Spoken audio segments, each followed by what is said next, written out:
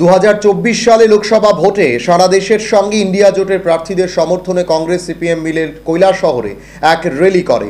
শনিবার পূর্ব ত্রিপুরা আসনে সিপিআইএম প্রার্থী রাজেন্দ্র রিয়াংয়ের সমর্থনে সিপিএম এবং কংগ্রেসের প্রাথমিক অবস্থায় শহরের বিভিন্ন পথ পরিক্রমা করে। মিছিলটি তারপর পৌর পরিষদের অফিসের সামনে জমায়েত হয়। সেখানে উপস্থিত ছিলেন জেলা কংগ্রেস সভাপতি মোহাম্মদ বদরুজ্জামান, সিপিআইএম জেলা কমিটির সম্পাদক কৃষ্ণেন্দু চৌধুরী, মহকুমার সম্পাদক বিশ্বরূপ গোস্বামী এবং দুই দলের নেতৃস্থানীয় কর্মীবৃন্দ। উভয় বক্তব্য রাখেন এবং ইন্ডিয়া জোটের প্রার্থীদের বিপুল ভোটে জয়ী করার জন্য আহ্বান রাখেন তারা।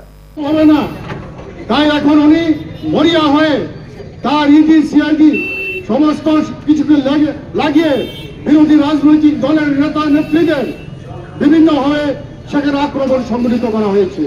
এতে যদি উনি মনে করে থাকেন যে বিরোধী দলের নেতাদেরকে আটকিয়ে সেখানে উনি ভোটে জিতবেন, তাহলে ভুল করবেন। কারণ ইতিমধ্যে সমস্ত অংশের মানুষ ঐক্যবদ্ধ হয়েছেন। যেভাবে এই ভারতবর্ষের মানুষের আজকে নাবিশ্বাস উঠে গেছে, ছাত্র যুবক সমস্ত অংশের মানুষের, কৃষকরা আজকে রাস্তায়, শ্রমিকরা রাস্তায় তাদের অধিকার লড়াইয়ের জন্য, তার লড়াই সেই নির্বাচনে তার প্রতিফলিত হবে।